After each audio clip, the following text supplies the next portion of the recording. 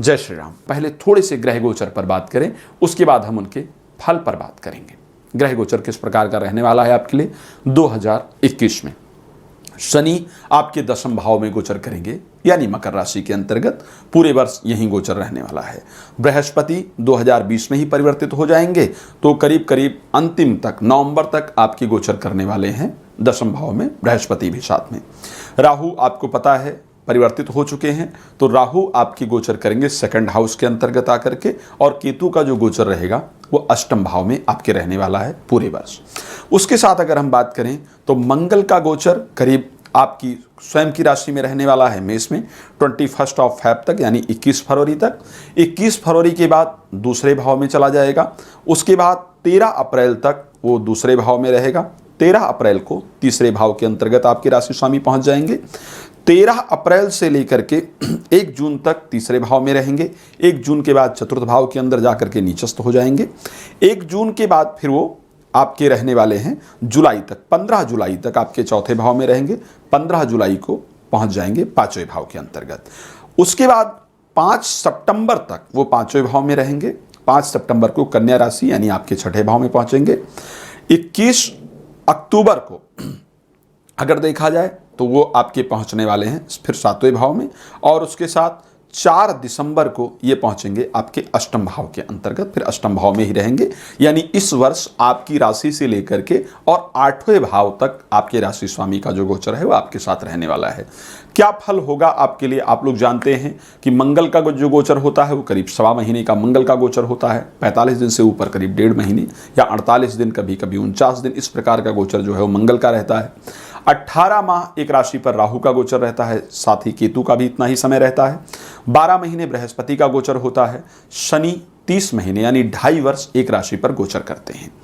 अब क्या फल किस प्रकार का, और उसके साथ शुक्र का, बुध का, सूर्य का जो गोचर है वो 1-1 महीने का, चंद्रमा का 2.25 दिन का गोचर होता है। क्या फल आपके लिए इस बार रहने वाला है। एक तो आपकी जो राशि स्वामी है वो आपकी ही राशि में रहेंगे 21 फरवरी तक। इस समय पर आपका शरीर स्वस्थ रहेगा, मान सम्मान खूब प्राप्त होगा और पराक्रम लेवल आपका बढ़ेगा। जीवन में आगे बढ़ने के लिए जो भी प्रयास करेंगे उसमें आपको बहुत अच्छी सफलता प्राप्त होगी। इस समय पर क्रोध इत्यादि बहुत ज़्यादा होगा, तो क्रोध में सावधानी रखनी होगी। क्रोध के कारण आपके बहुत सारे कार्य जो बिगड़ने का संयोग है वो आपके बन सकते हैं। मैं पहले साधारण राशि फल बता रहा हूं, उसके बाद मैं विस्तार से चर्चा करूंगा अलग अलग ग्रहों पर। पहले मैं आपके मंगल के साधारण प्रभाव को बता रहा हूं। उसके बाद जैसे ही 21 फरवरी को मंगल दूसरे भाव के अंतर्गत पहुंचेंगे, दूसरे भाव में राहु के साथ जाकर के पहुंच जाएंगे। यहां पर रहने वाले हैं 21 फरवरी से लेकर के 13 अप्रैल तक। इस मध्य में आपके शब्द में बड़ी कठोरता आ जाएगी, बहुत लड़ाई झगड़े होने का संयोग बनेगा, और आपका लगाव परिवार के प्रति बहुत ज़्यादा होगा। इस टाइम पर परिवार से आपका प्रेम बहुत ज़्यादा बढ़ेगा, लेकिन फिर भी परिवार में लड़ाई झगड़ा इत्यादि जो होने का संयोग है वो बहुत ज़्यादा रहेगा। इस समय पर किसी को धन इत्यादि नहीं दीजिएगा, नहीं तो दिया हुआ धन वापस नहीं प्राप्त होगा। उसके साथ साथ इस समय पर किसी चीज़ में बहुत अधिक पैसा इन्वेस्ट नहीं कीजिएगा। अगर किसी चीज़ में बहुत अधिक पैसा इन्वेस्ट करेंगे तो उसमें आपको नुकसान का सामना निश्चित रूप से करना पड़ेगा।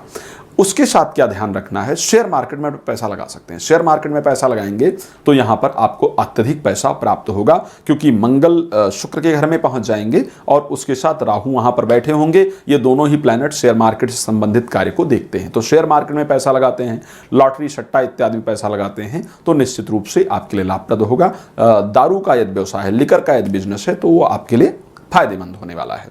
उसके बाद आपका मंगल पहुंच जाएंगे 13 अप्रैल को तीसरे भाव के अंतर्गत। यहां पर जो इनका फल होने वाला है वो आपके लिए बहुत बेहतरीन होने वाला है। आपका पराक्रम लेवल बढ़ा रहेगा। स्वस्थ, यदि शरीर अस्वस्थ रहता है, तबीयत वगैरह बहुत खराब रहती है, तो यहाँ पर आपकी तबीयत वगैरह अच्छी हो जाएगी। भाई बहनों से आपका मेल मिलाप होगा। बट ओवर कॉन्फिडेंस, जो बच्चे हैं खासकर उनके लिए बहुत महत्वपूर्ण है कि अत्यधिक आत्मविश्वास के चक्कर में आपके बहुत सारे कार्य बिगड़ सकते हैं, तो यहाँ पर हमें ध्यान देने की आवश्यकता होगी। उसके साथ 13 अप्रैल के बाद लेकर के जून में 1 तारीख तक विशेष ध्यान रखना है। मंगल आपके नीचस्थ होंगे, तो इस समय पर कोई जोखिम भरा आपको कार्य नहीं करना है। भाग दौड़ बहुत अधिक होगा। माता के स्वास्थ्य में निश्चित रूप से प्रॉब्लम होगी। इस टाइम पर भूमि वाहन इत्यादि खरीदते वक्त आपको विशेष सावधानी रखनी है। इस टाइम पर भूमि वाहन इत्यादि का संयोग निश्चित रूप से बनेगा, लेकिन सावधानी के साथ करेंगे। धोखा मिलने का भी साथ में योग निश्चित रूप से होता है। उसके साथ पंचम भाव में बृहस्पति के पहुंचने पर, जब आप जानते हैं मैंने समय बताया है 15 जुलाई तक पंचम भाव के अंतर्गत होंगे, यहाँ पर प्रेम संबंध के लिए बहुत महत्वपूर्ण समय होगा। प्रेम संबंध बनेंगे, नए मित्रों से मुलाकात होगी, जिनके पास संतान नहीं है संतान प्राप्ति के लिए प्रयास करेंगे, निश्चित रूप से सफलता प्राप्त होगी।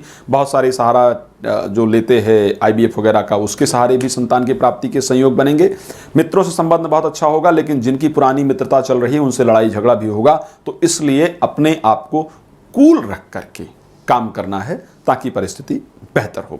अब उसके बाद बृहस्पति जब मंगल आपके छठे भाव में पहुंच जाएंगे, 5 सितंबर तक छठे भाव में रहने वाले हैं, यहाँ पर भी ध्यान देने की आवश्यकता है। यदि कोई कोर्ट कचहरी संबंधित काम चल रहा होगा तो उसमें निश्चित रूप से इस समय पर सफलता प्राप्त होगी, बट अनावश्यक लड़ाई झगड़ा होने का योग है, तो आप यहाँ पर थोड़ा सावधानी रखेंगे। बाहर का खाना इत्यादि नहीं खाएंगे, नशीली पदार्थों का सेवन नहीं करेंगे, नहीं तो लीवर इत्यादि में प्रॉब्लम हो सकती है, तो यहाँ पर थोड़ी सावधानी रखने की आवश्यकता जरूर होगी। बृहस्पति 21 अक्टूबर तक, उसके बाद 21 अक्टूबर तक 5 सितंबर के बाद 21 अक्टूबर को पहुंच जाएंगे तुला राशि, जो कि आपके 7th हाउस में होगी। अपना यदि वैवाहिक जीवन में है तो पति पत्नी आपसी संबंधों पर ध्यान देंगे। यहाँ रिश्ता तोड़ने और बिखेरने का काम मंगल निश्चित रूप से कर सकता है, तो आपसी चीज़ों में मिठास रखेंगे, एक दूसरे से प्रेम से बात करेंगे। लड़ाई झगड़ा होता है तो आपस में सॉल्व करने का प्रयास करें, उसको दूर तक पहुंचाने का प्रयास बिल्कुल नहीं करेंगे। ये आपको खास ध्यान यहाँ पर जरूर रखना है। जिनकी शादी नई नई तय हुई है वो आपसी चीज़ों काफ़ी क्लियर करके रखें, क्योंकि नई नई शादी के टूटने का संयोग ज़्यादा होता है, या रिश्ता तय हुआ है तो बातचीत में आपसी सामंजस्य खराब होने से रिश्ता टूटने का संयोग होगा, यहाँ पर सावधानी रखेंगे।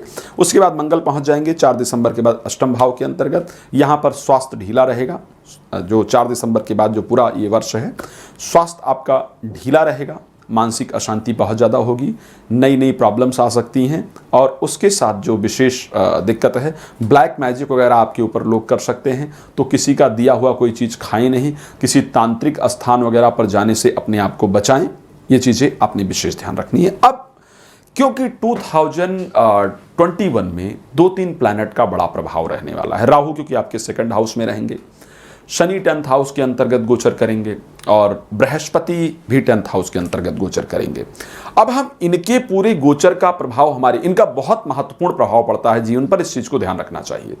अब इनका प्रभाव आपके लाइफ पर किस प्रकार पड़ने वाला है, मैं जानता हूं कि 2020 ने क्षमा चाहूँगा, बहुत लोगों की नौकरियों को खा लिया है, बहुत लोगों के व्यापार करीब करीब खत्म हो गए हैं, सफलताएं नहीं प्राप्त हुई है। 2020 अगर देखा जाए तो चाहे वो मेंटली देखा जाए, चाहे फिजिकली देखा जाए, चाहे वर्क वाइज देखा जाए, सभी तरफ से बहुत सारी प्रॉब्लम्स क्रिएट की है इसने। तो आखिर 2021 क्या इसी प्रकार जाने वाला है या इसमें कुछ अच्छा परिवर्तन होने वाला है? मैं निश्चित रूप से आपको एक खुशखबरी देना चाहूँगा। 2021 आपके लिए बहुत सुंदर जाने वाला है, वर्क वाइज आपको बहुत अच्छी सफलता देने वाला है। तो 2021 में बहुत सारे मेष राशि के जातकों की लॉटरी निकलने वाली है, बहुत सारे लोगों का बिजनेस में अच्छा लाभ प्राप्त होने वाला है। तो मैं निवेदन करूंगा, प्रसन्न होइए, 2021 को एंजॉय करने के लिए तैयारी कीजिए और एक अच्छी मेहनत के साथ लगिए, सफलता निश्चित रूप से आपके हाथ लगेगी। 2022 व्यतीत हो रहा है, 21 का आगमन जो है वो हम बड़ी प्रसन्नता के साथ करें और सफलता को प्राप्त करें। मैं आपसे निवेदन करूंगा, वीडियो को लाइक करें, शेयर करें। मैंने इस वीडियो को बनाने के लिए बहुत मेहनत किया, बहुत रिसर्च करके फिर आपके सामने आया हूं। आपका काम है लोगों तक पहुंचाइए ताकि लोग भी इसका लाभ ले पाएं। जय श्री राम।